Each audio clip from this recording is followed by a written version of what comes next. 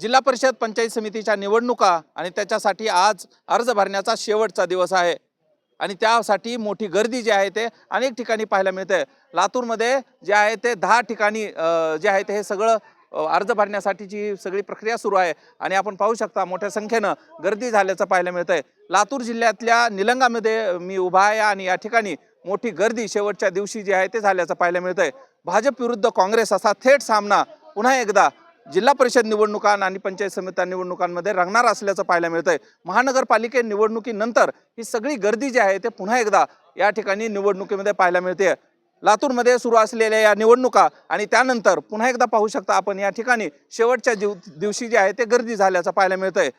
बंडाळी होऊ नये, कुठलेही पक्ष अचानक पद्धतीनं कार्यकर्त्यांनी सोडू नये यासाठी मोठी खबरदारी या ठिकाणी घेतल्याचं पाहायला मिळतंय आणि त्यामुळेच शेवटच्या क्षणापर्यंत अजूनही अनेकांना बी फॉर्म भेटले नाहीत। विचारूया, बी फॉर्म भेटलाय का?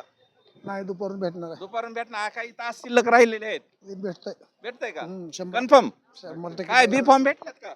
चालू आहे प्रक्रिया. प्रक्रिया सुरू आहे, आता काही तास शिल्लक आहेत आहेत ना. आणि नाही मिळाल्यास कसं? भैयावर विश्वास आहे आमचा. आपण नाही मिळाल्यास कसं? नाही म्हणणार भैयाच्या नेतृत्वावर आणि त्यांच्या सोबत विश्वास आहे का? बर, तर अशा पद्धतीने पाहू शकता महिला देखील मोठ्या संख्येने या ठिकाणी आल्याचं पाहायला मिळतंय। 50%हून अधिक जे आहे ते या ठिकाणी उमेदवारी मिळणार असल्याचं जाहीर आहे आणि त्यामुळेच मोठ्या संख्येनं या ठिकाणी गर्दी झाल्याचं पाहायला मिळतंय।